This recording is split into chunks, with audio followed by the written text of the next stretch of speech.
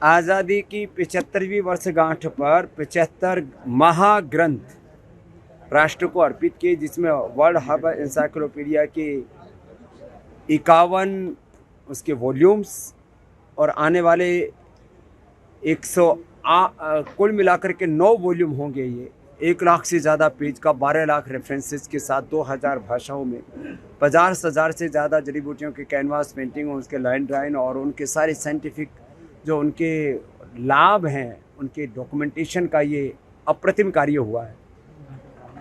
युगों युगों तक ये कार्य याद किया जाएगा। देश की राजनीतिक आज़ादी 75 साल पहले मिल गई थी, लेकिन शिक्षा आज़ाद नहीं हुई थी। मैकाले के षड्यंत्रों में जकड़ी हुई थी। शिक्षा की आज़ादी का काम भी आज़ादी के इस 75वें वर्ष पर हमारे देश के पराक्रमी और दूरदर्शी प्रधानमंत्री जी ने किया।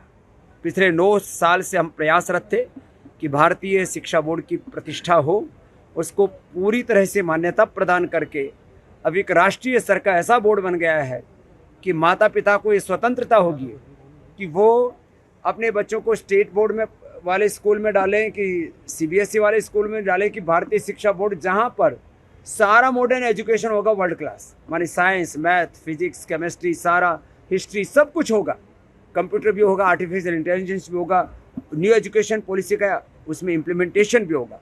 लेकिन सबसे बड़ी बात होगी इसमें वैदिक साइंस, वैदिक मैथ, वैदिक फिजिक्स सब कुछ होगा और इसमें इतिहास की पूर्ण सत्यता भी होगी। साथ में भाषाओं के माध्यम से हिंदी, संस्कृत और इंग्लिश के माध्यम से भाषा तो पढ़ेंगे ही पढ़ेंगे। इसमें चारों वेदों का, सब उपनिषदों का, दर्शनों का, सांख्य, न्याय, योग, वैशेषिक का और पुराणों का, रामायण, महाभारत, भगवत गीता का संपूर्ण भारतीय ज्ञान परंपरा का समावेश भी होगा। तो ये जो अवसर उपलब्ध हुआ है, मैकाले जो 1835 में पाप करके गया था, वो पाप अब हिंदुस्तान से साफ होगा और शिक्षा के स्वदेशीकरण, भारतीयकरण से, रूट बेस्ड एजुकेशन से देश में एक नव कीर्तिमान स्थापित होगा और पूरी दुनिया भारत की शिक्षा व्यवस्था से प्रेरणा लेगी। और तीसरा एक बड़ा काम ये होगा, योग आयुर्वेद स्वदेशी के साथ साथ पूरे विश्व को भारतीय शिक्षा व्यवस्था से प्रेरणा मिले, वहीं भारतीय चिकित्सा व्यवस्था से भी प्रेरणा मिले। इसलिए पतंजलि वेलनेस का वर्ल्ड का सबसे बड़ा केंद्र अभी भी है 3000 लोगों के लिए। तो आने वाले समय में क्रमशः ये 5 से 10,000 लोगों के लिए पतंजलि वेलनेस का सेंटर होगा। पूरी दुनिया के हर एक देश में होगा, भारत के हर एक जिले तक पहुंचाएंगे। तो यह पतंजलि वेलनेस की एक राष्ट्र और विश्वव्यापी एक नवाचार होगा, एक नई शुरुआत होगी। देश के प्रधानमंत्री जी ने भी श्रद्धेय आचार्य जी के जन्मदिवस पर जो शुभकामनाएं दी, उसमें यही कहा कि हम साक्ष्य आधारित चिकित्सा को लेकर के, वैदिक ज्ञान नव अनुसंधान को लेकर के चलेंगे तो निश्चित रूप से भारत विश्व गुरु की ओर बढ़ेगा।